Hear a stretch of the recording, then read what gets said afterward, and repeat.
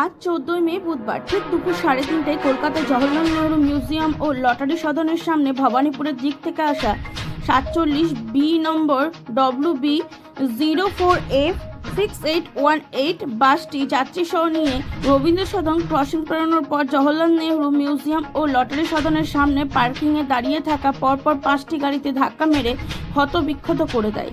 ধাক্কা মেরে বাসটি পালিয়ে যাওয়ার সময় থিয়েটার রোডের সামনে ধরা পড়ে ড্রাইভার সহ।